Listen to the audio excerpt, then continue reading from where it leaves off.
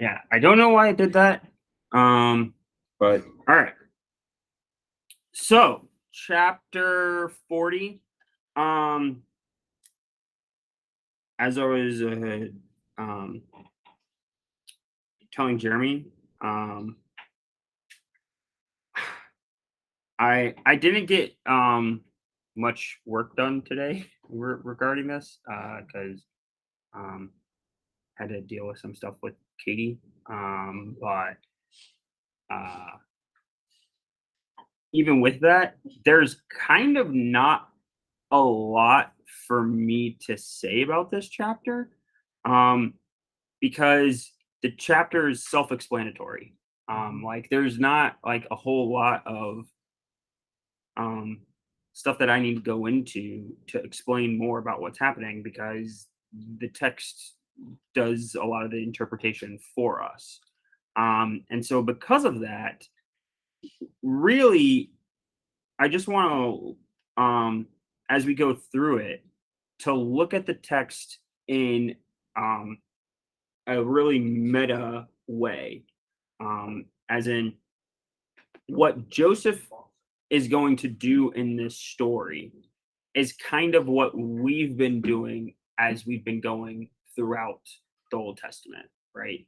Um, uh, in case you don't know, the stories are in prison.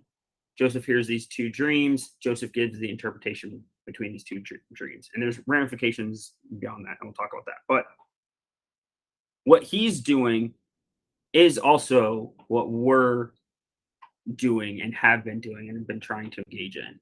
Um, and so as we're reading this and as we're doing this, we are attempting to model what Joseph himself is doing in the story, which is walking with God and using that as a way to apply um, godly wisdom to situations that are going on in the world. Um, uh, so, yeah, we'll leave it there and let's listen to it. 40. Sometime after this, the cupbearer of the king of Egypt and his baker committed an offense against their lord the king of Egypt. And Pharaoh was angry with his two officers, the chief cupbearer and the chief baker, and he put them in custody in the house of the captain of the guard, in the prison where Joseph was confined.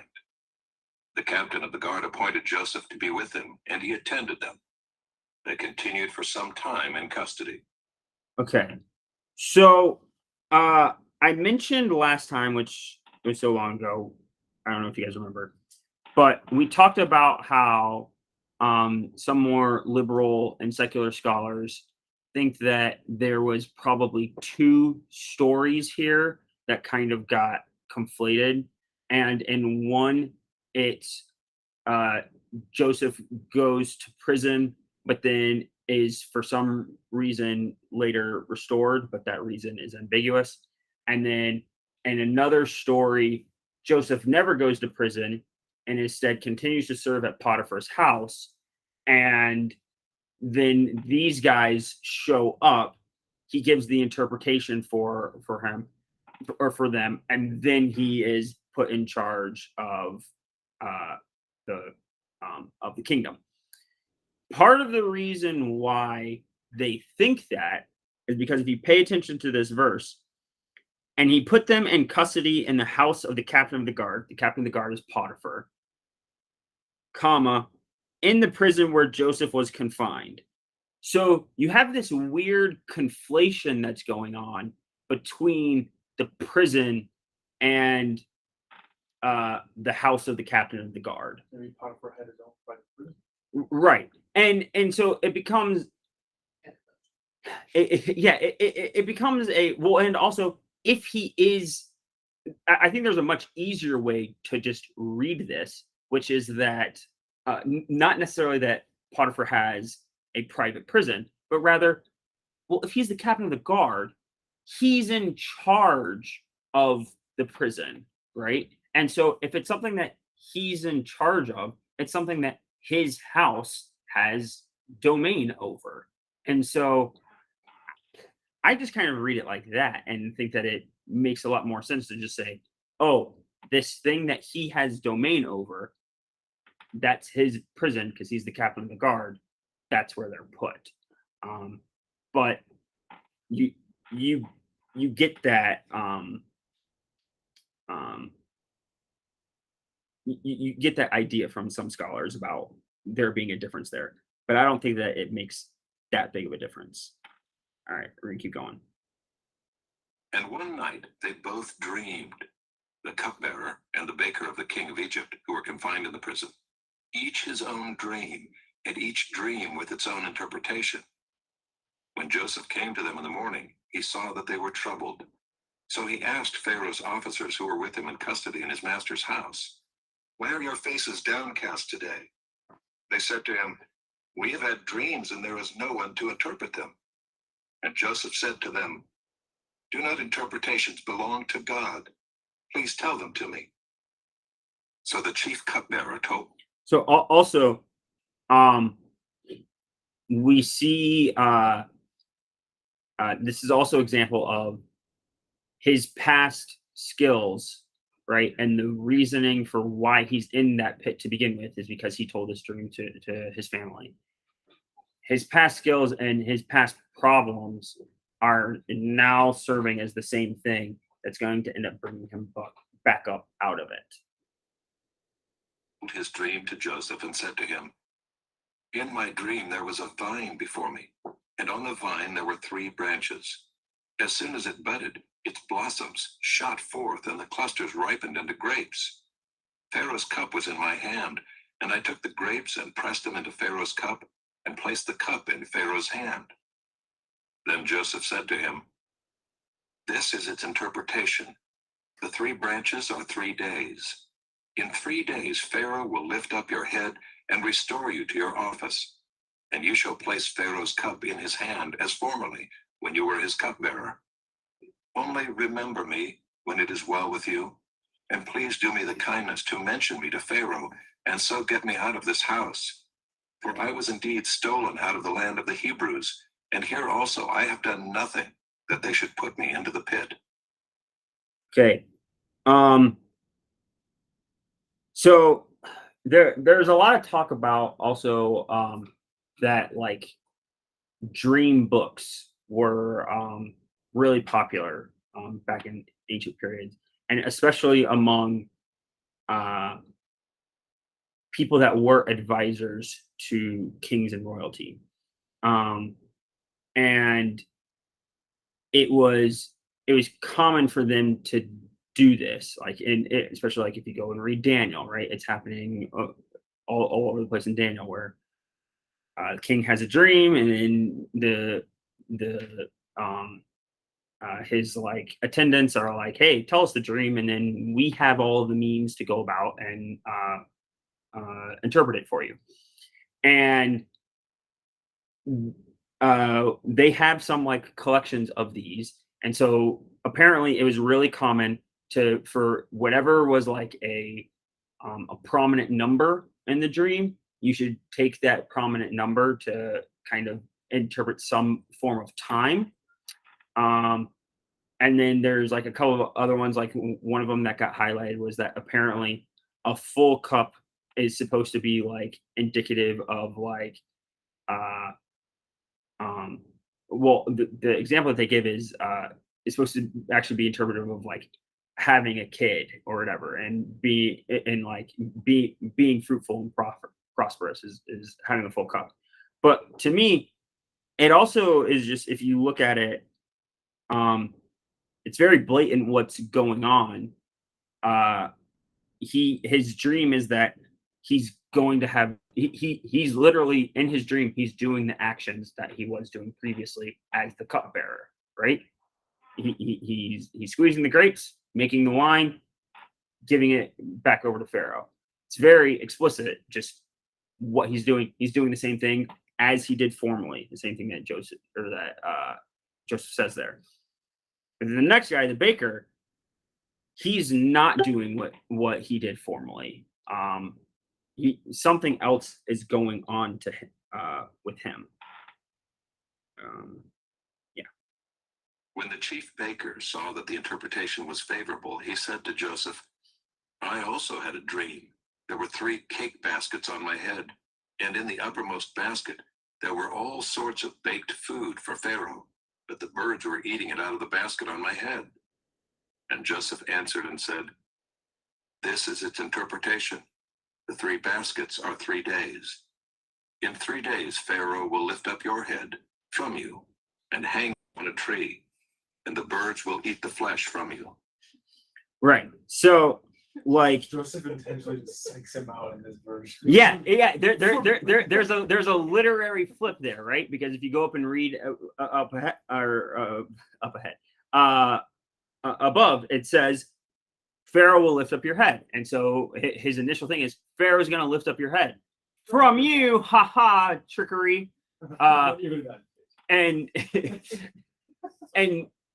and so, and also what's going on here, right? I said, like, there's a very, like, meta thing that's happening here. We're having the same pattern of parallel stories, right? You have these parallel stories, and one's kind of good and one's kind of bad. And we just had this with, like, the parallel stories of Judah and Tamar, and then, like, him with Potiphar, and we had, like, parallel stories with like, well, if you go all the way back to, like, the different lines, like Shem's line, but there's Cain's line, and you have this right along. And so what Joseph's doing here is he's presenting that understanding. You also have with both of them the difference of one thing growing versus another thing being consumed. So you have that difference of trajectory of one thing going up and another thing being eaten, and whenever it's after something's eaten, right, it goes down, right? So you have these 2 different trajectories of people's life and people's circumstances. This is also, it's very common for people, whenever talking about biblical symbolism and stuff, for people to always kind of interpret birds as being, like, negative. I'm not sure if you've ever heard of that, but it's very common, because there's a lot of different instances of little stories and parables, especially in the parables, where, like, the bird. So, like, think of, like, the parable of the seeds, right? One of them, it's the birds come down and, like, eat it, and then there's also another one, and so because of that, because people take that interpretation, people will sometimes take that interpretation of birds always being negative, and also clearly the birds are negative here in this one. People will apply that to everyone, or to every instance where, like, birds kind of show up. Yeah, Elijah was fed by the birds. exactly. And so And so also you one have of them, the dove literally, saying, "Hey, you guys can go live on the earth." right. But the one that I'm thinking go about ahead. is Sorry. there's the verse about the mustard seed, right? And the mustard seed, whenever it gets planted, and then it grows so big and goes out, and then the birds come and, like, live in its branches. A lot of times, because, like, the seed in the tree, right? Well, but I've heard a lot of people will take that and they'll be like, "Oh, those birds that are coming into that tree, that's like negative influences coming into the church, because the tree is the church, and the church produces fruit, right? But then the birds are coming in and, like, eating the fruit and consuming the fruit and everything. That's supposed to be representing something bad." I'm mentioning that to say I kind of disagree with that interpretation. I think there's some merit to it, which is that in that instance, I tend to think of the birds as being people that are outside of the church are benefiting from the church, which is actually what we would talk about in Genesis. The whole thing of what the story is supposed to be is that people that are outside of the church can come in and weren't necessarily a part of the tree initially, but they can integrate and get benefits. And that's a way of blessing the nations, right? That's a way of the seed of Abraham growing up, sprouting out, spreading out, and blessing the world. So I just wanted to mention that really quickly. We'll finish up the passage. On the third day, which was Pharaoh's birthday, he made a feast for all his servants, and lifted up the head of the chief cupbearer and the head of the chief baker among his servants. He restored the chief cupbearer to his position, and he placed the cup in Pharaoh's hand. But he hanged the chief baker as Joseph had interpreted to them. Yet the chief cupbearer did not remember Joseph, but forgot him. I have a quick question. Sure. So did it use an ambiguous term for how the baker was killed? So in my translation, both times, instead of hanging, it says impaled. So mine says. Huh. Same with mine. So do you think it's just like an ambiguous like death term? Is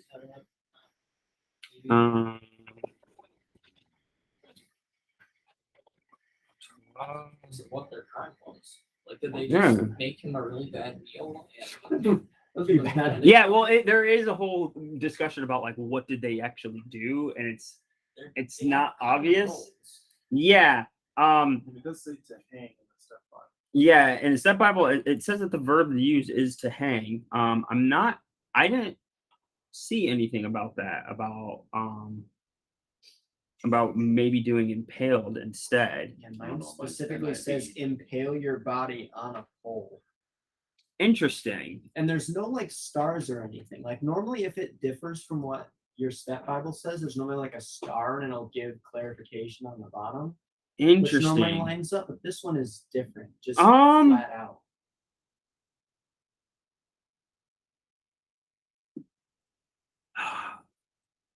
It's interesting that now that you mention about this, because I think that there is some connection, because there's a little bit of connection to hanging on a tree because that's what happens to Christ, right? He gets hung on a tree, and so they end up in the New Testament they reference like cursed is someone who's hung on a tree, and so like he became a curse for us, kind of an idea.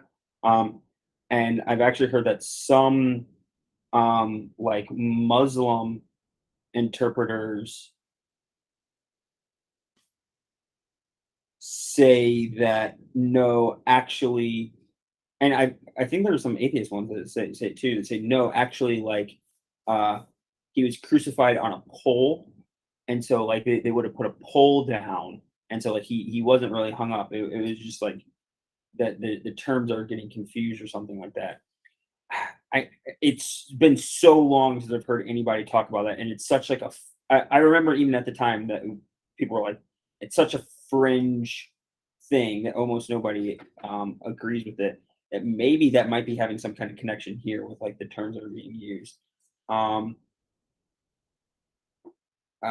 it probably has to do more with the term that's being used for trees than anything else. Yeah.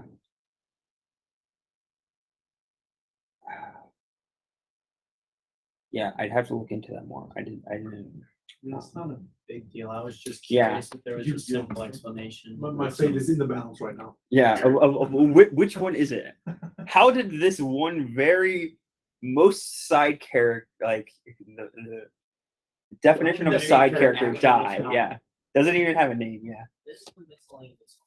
yeah, Hey, look, exactly. the guy on the cross dying next to Jesus. It's true. He was also very important. He was literally a side character. Oh, sorry. I also wanted to point out that yeah. So the other thing is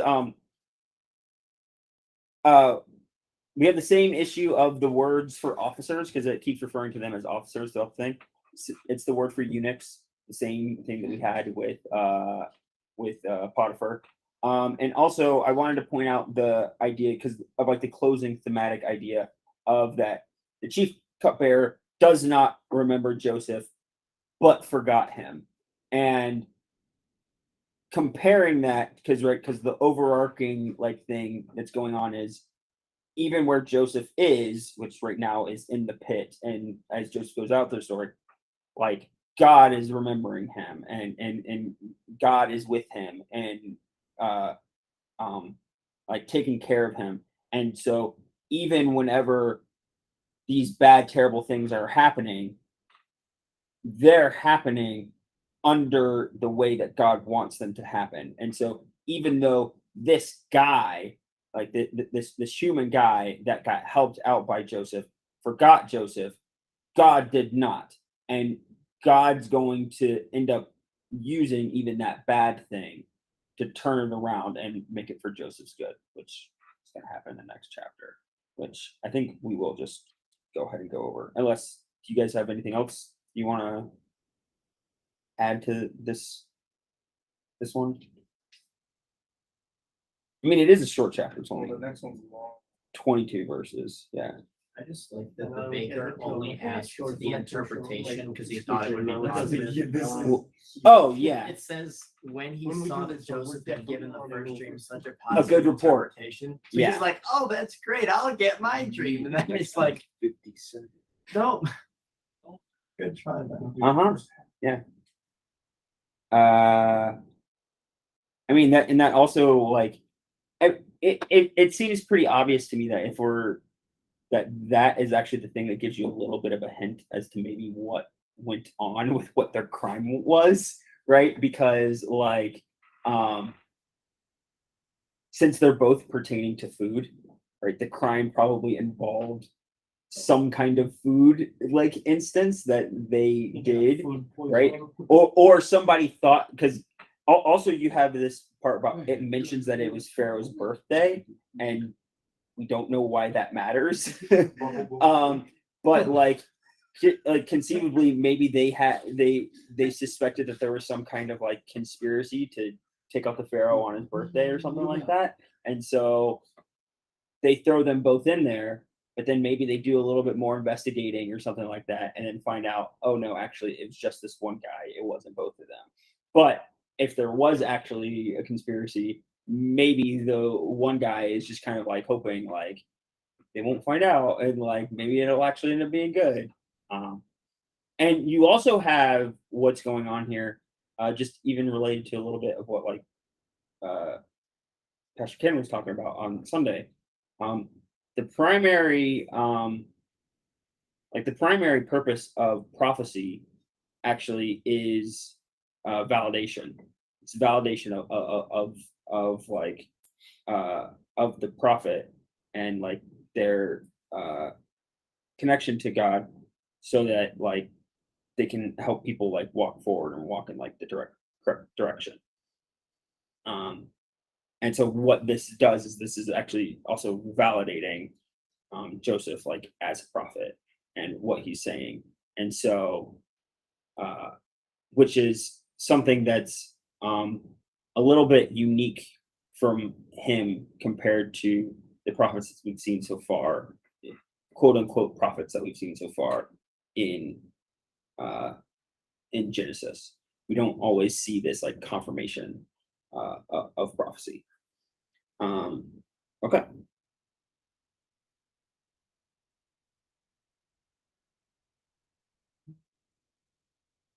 Chapter 41. After 2 whole years, Pharaoh dreamed that he was standing by the Nile. And behold, there came up out of the Nile 7 cows, attractive and plump, and they fed in the reed grass. And behold, 7 other cows, ugly and thin, came up out of the Nile after them, and stood by the other cows on the bank of the Nile.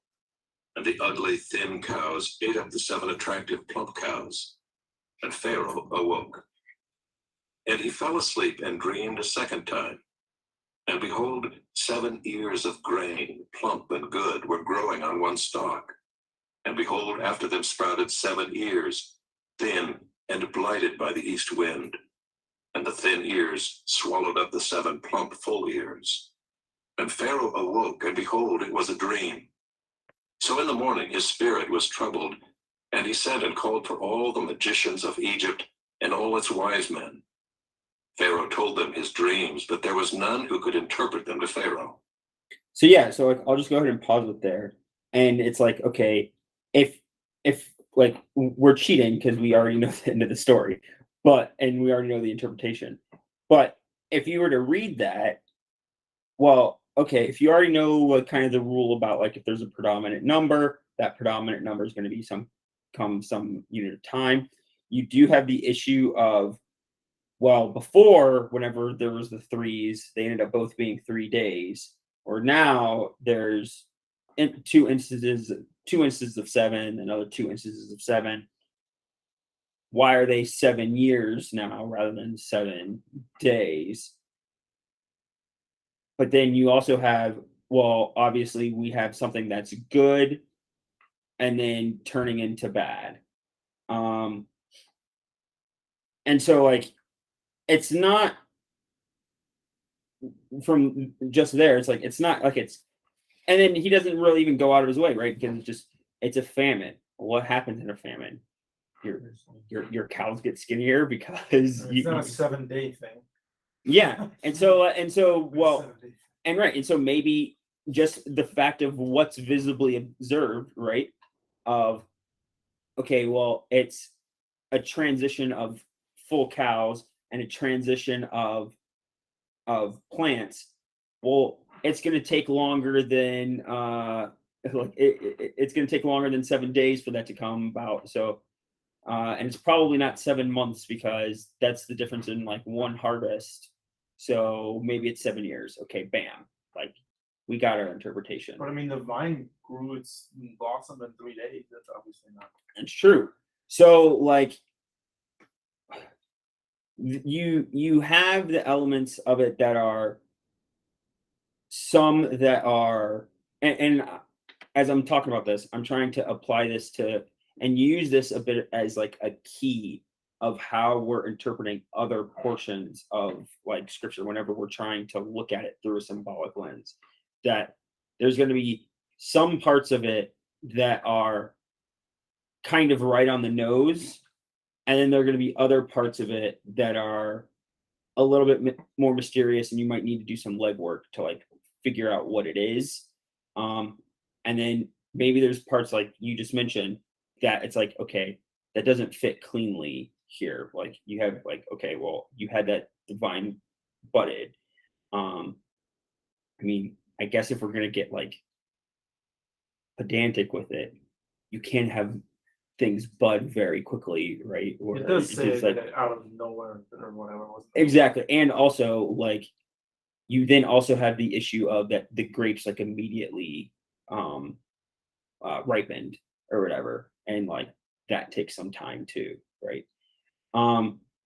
But regardless, the purpose in the story is to show that Joseph is trying to rely on God, and go for him from interpretation.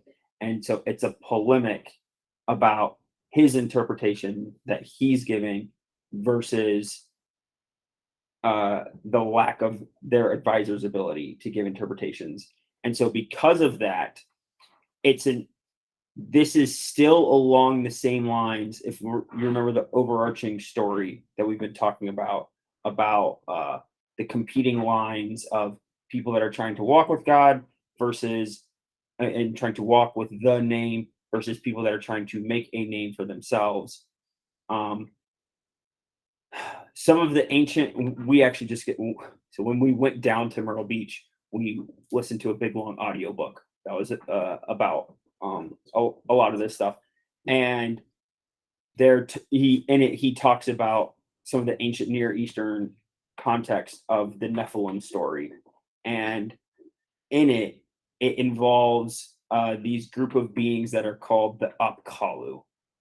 And the Apkallu are essentially like these like giants or whatever, and they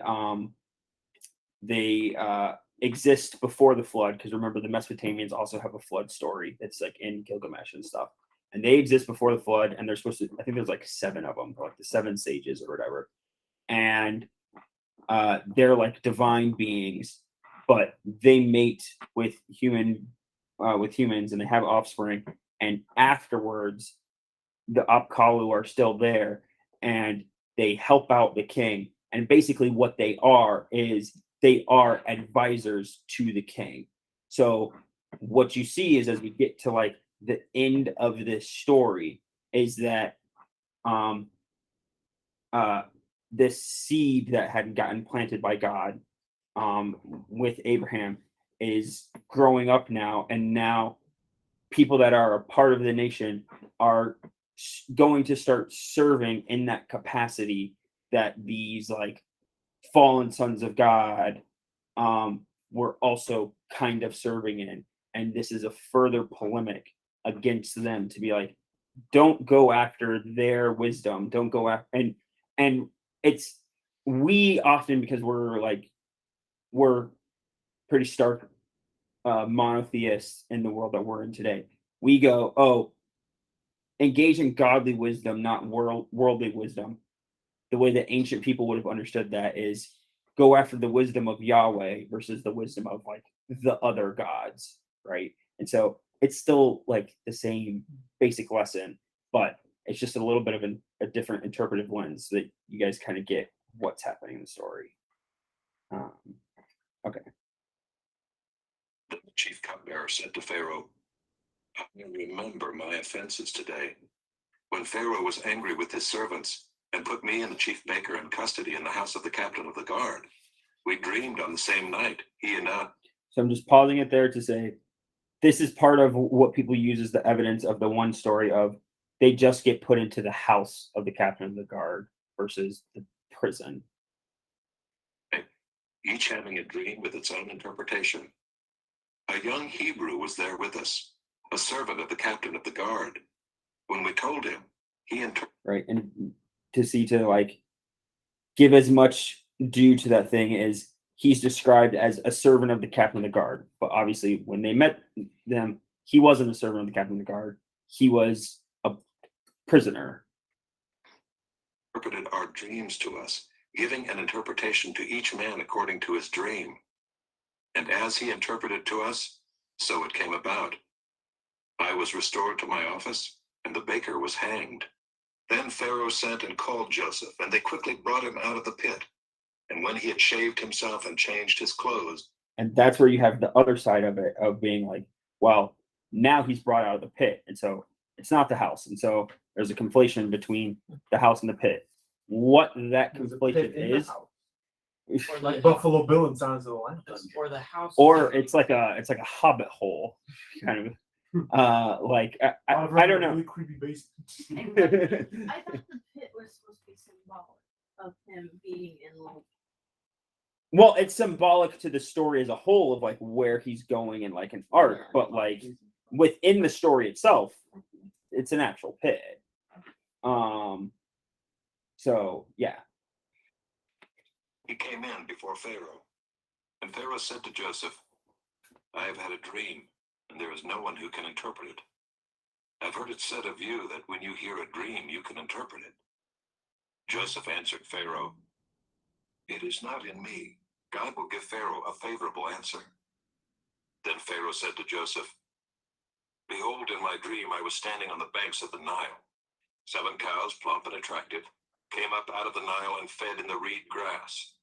7 other cows came up after them, poor and very ugly and thin, such as I had never seen in all the land of Egypt. And the thin, ugly cows ate up the first 7 plump cows. But when they had eaten them, no one would have known that they had eaten them, for they were still as ugly as at the beginning. Then I awoke. Eating plump cows makes you beautiful.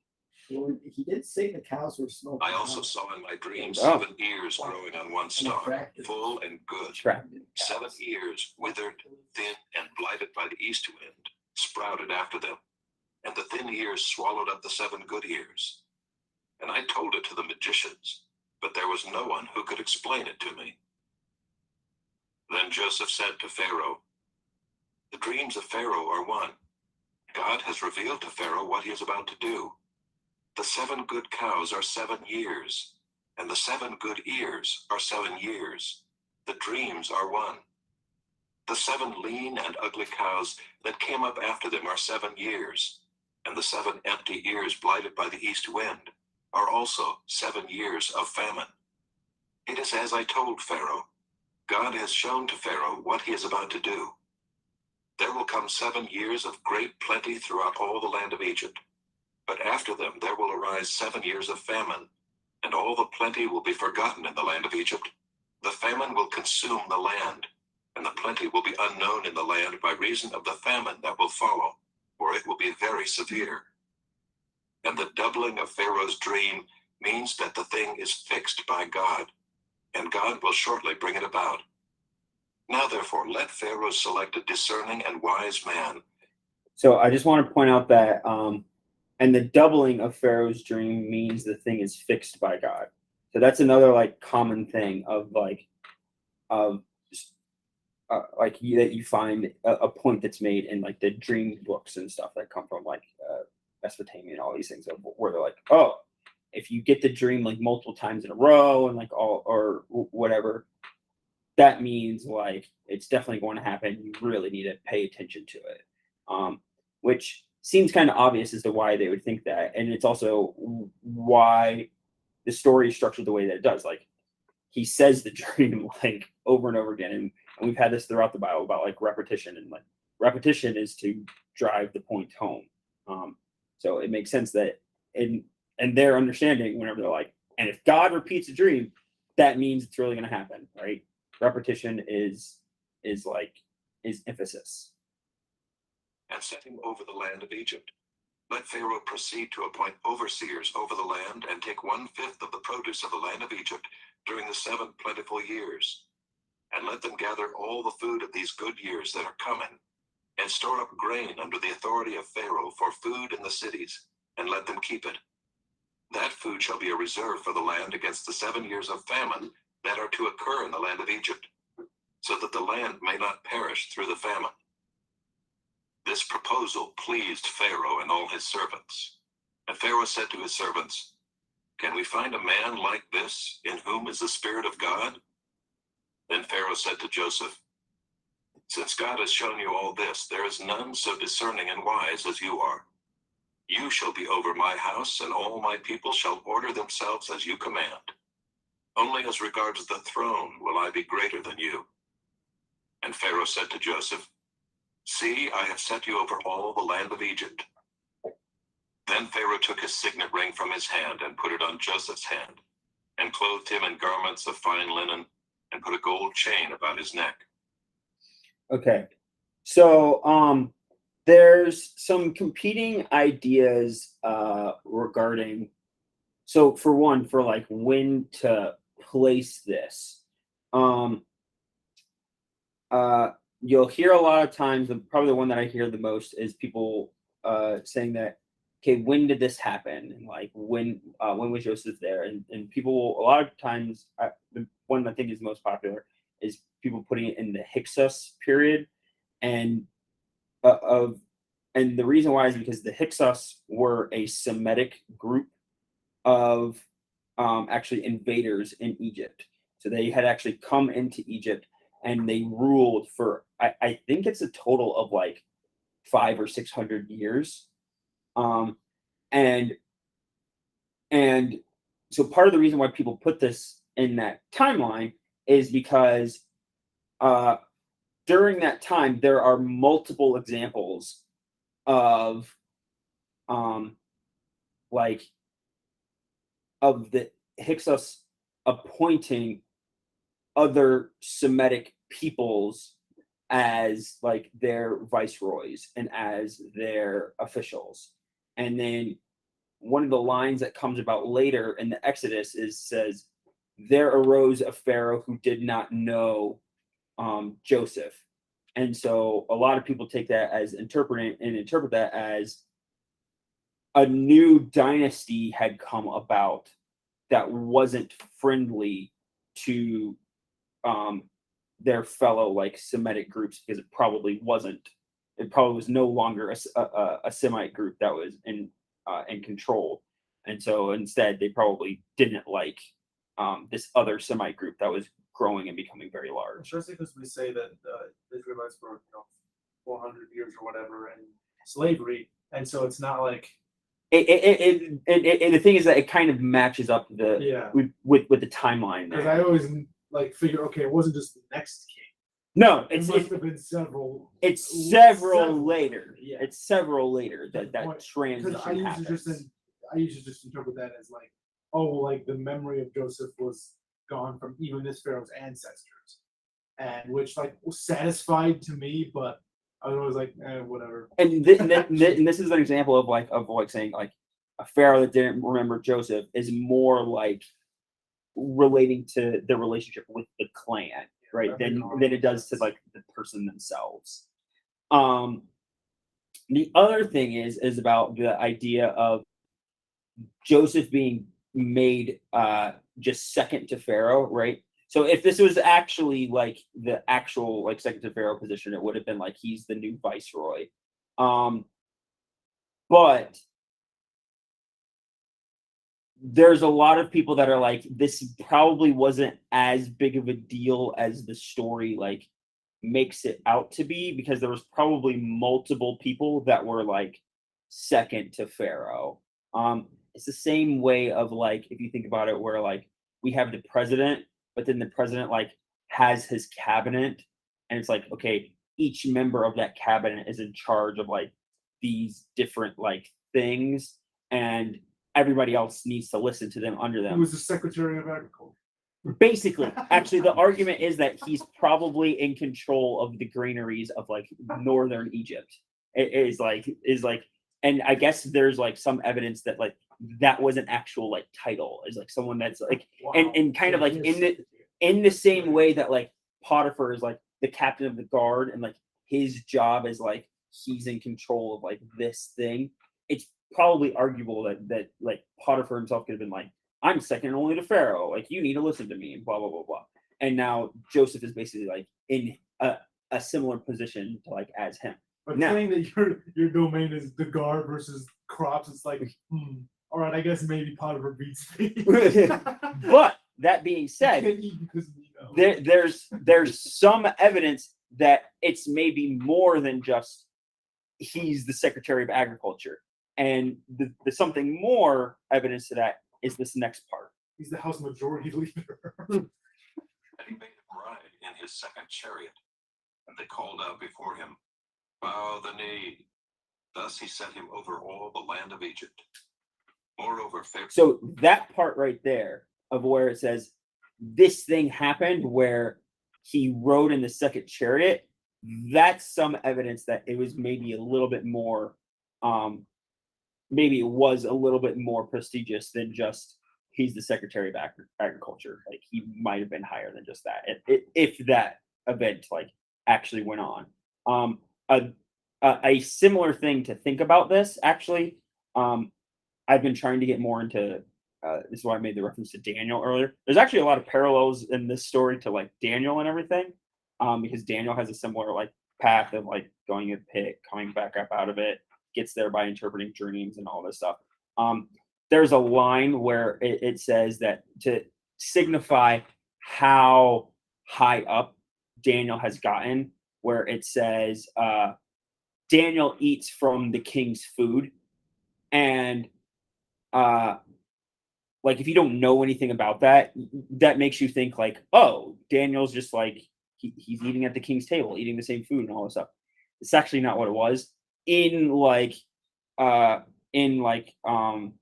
that kingdom and at that time, eating of the king's food was like a privilege given to certain officials, and basically it was like a stipend of food. And so literally you could go like anywhere in the country, and you could be like, you would show them like a I forget what it was. It's like a badge or something like that. The King's Foods. And basically, and they would be like, and they'd be like, I need my portion of the king's food, and then they would like give it to you. And they talk about that. That's actually like, it was one of the I think they're called the Sassanids. It's like the Sassanid Empire or whatever that like did that. Wasn't it the Achaemenid? Yeah, well, because it transitions. So like Not like in Daniel's time. Wasn't that was like right after the I get I exile? What was this? Well, I know that Daniel serves under like two different like groups. Yeah. Because He's in the transition. yeah, he's in like the transitionary period.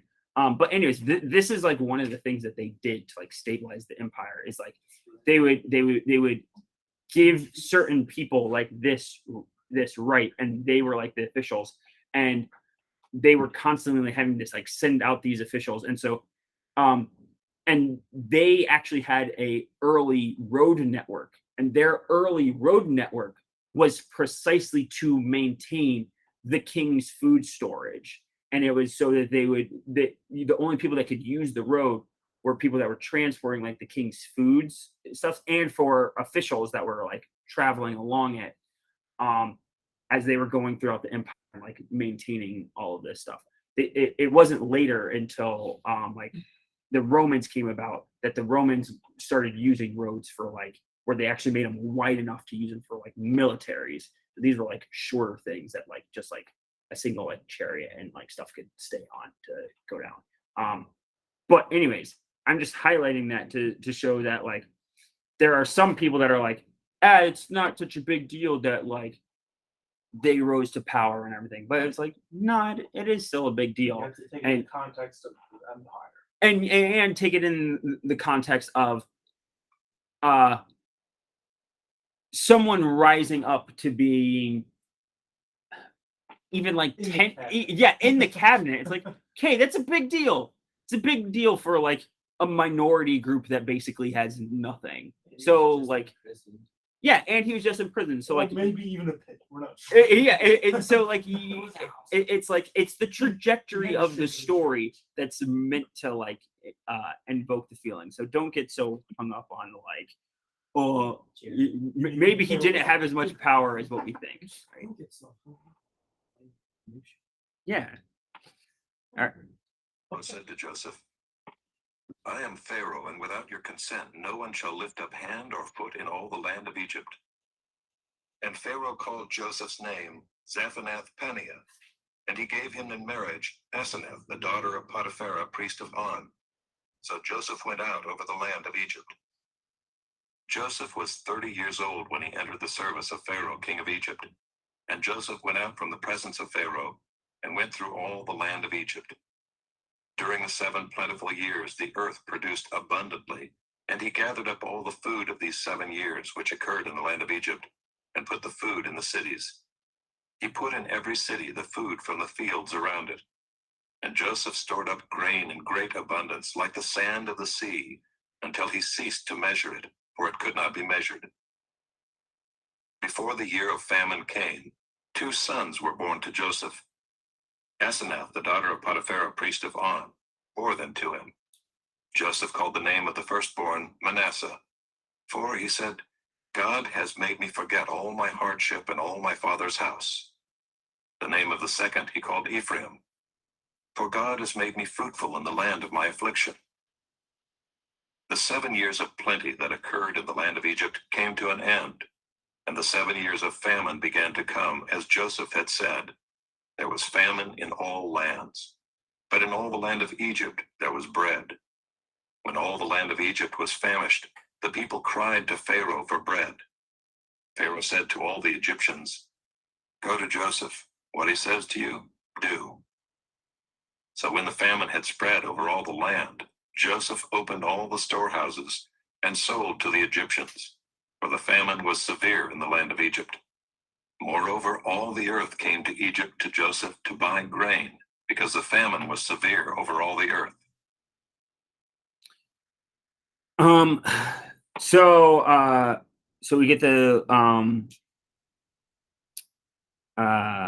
he gets married. Did Pharaoh just like pick a random person and say marry Joseph? Because it says it's the daughter of some random priest. Yeah, So so is that like do you know if that's a standard cultural thing, or did he Something just be Pharaoh like, hey, does. you're pretty, go marry this guy? no, so it probably I guess so I read a little bit about this, is that there like in Egypt there were like different different priestly families and different orders of priests. Kind of like how the the Levitical priesthood is a family of priests in Israel. And I guess the priests of On are like the second highest like family. Why exactly he picked this particular one, I don't know, but it probably was a standard thing to. It is a both the naming and the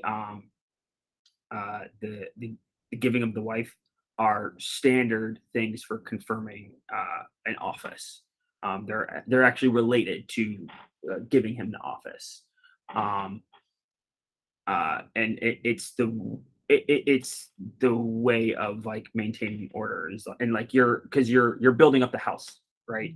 And actually, I mean, this is even pretty standard. It's pretty standard, actually, like all the way up through basically until the modern era of how people ran their governments, especially whenever they were in charge, right? I know this particularly with like because of just books that I've read about like the Caesars and stuff in Rome.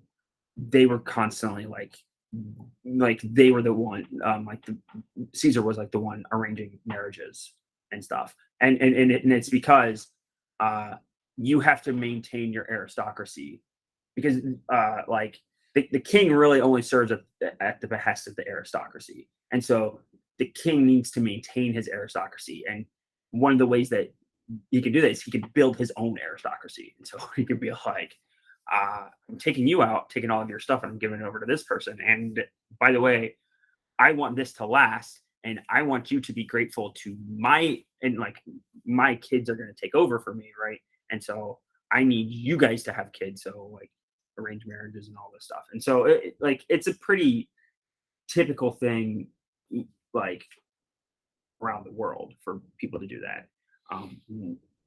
Why he chose this this lady, I don't know. But like I said, I did even less research on this chapter because this was kind of a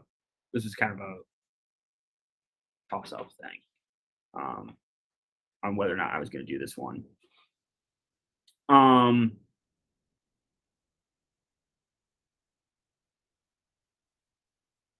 But yeah, I think that was everything that I had. Obviously, because it says all the earth, that means the people from the Americas are going there too. Like, Yes. there's no regional earth. Yes, exactly. Well, it I mean, like again, we talked about this back whenever we talked about the flood, right? Actually, Oh yeah, you were. This is one of the examples of being like, okay, it says, right, it says all the earth, and the famine was severe over all the earth, and it's like, it very clearly can't mean that, like,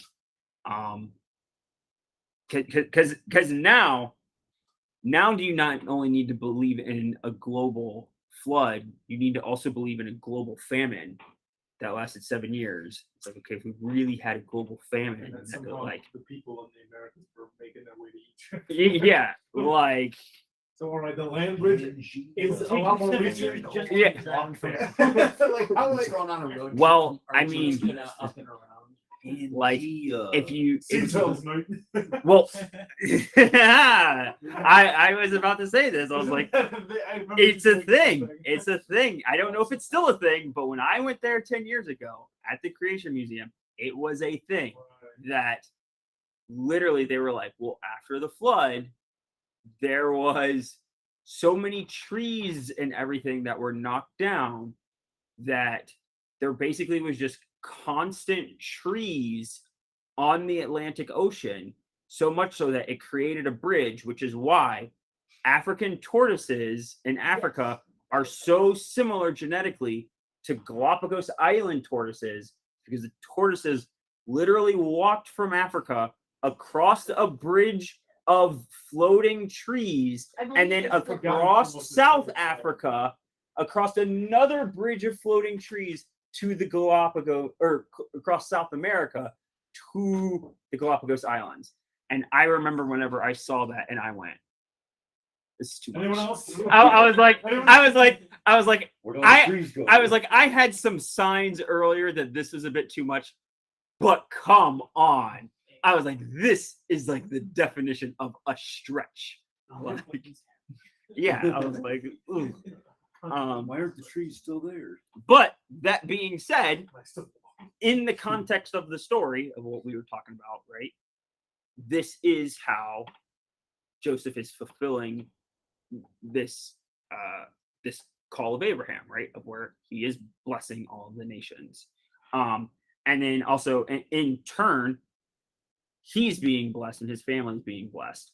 And so you have this running idea and this running theme throughout the Old Testament that it's really trying to hammer home to the Jews. It's like, hey, listen to Yahweh, listen to his wisdom, walk by his commands and statutes, and when you do that, like you will bless others and you will be blessed, even whenever there are hardships and even whenever those hardships are done specifically to you. And the linking thing, right? Because right, you have the link back earlier with the dreams connection, but also these dreams are now linking forward because it's going to be this famine that brings his family back into the picture, and his family is going to be brought in back into the story by this famine. And so you even have a good lesson in there of like, okay, well, why does God allow bad things to happen? God's allowing these bad things to happen to bring his family back in. And then why is he allowing that whole bad thing to happen? He allows that whole bad thing to happen so that he can then take them back out and bring them into the wilderness. Why does he do that? So that he can then bring them, right? It's all like it continuously showcases how these bad things that are happening so that God can get you into the direction and into the place of where he wants you to be. And so don't freak out about the bad things, and don't think that the bad things happening is an indication that God is not there. In fact, the bad things happening are the indication that like God is there and God knows what's happening and he's taking you through it. And so like stay with it. Is like the overall message. Isn't this the first time a main character like doesn't marry within the family for his first wife?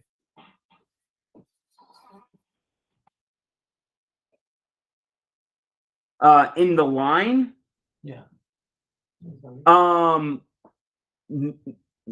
no and yes, kind of. Depending upon how you're like, because right, Judah marries a Canaanite. Wouldn't say main character. And you're right, and this is where I'm like, You you mean like main 5 characters or like chapters. main line? Yeah, if you have one chapter, it's like, so it's like Depending on the book. the first person in the One chapter family and a to half marry goes, oh, somebody that's outside, fine. no, but the first person that's portrayed as a main good character, yeah, probably, yeah, I'd say so.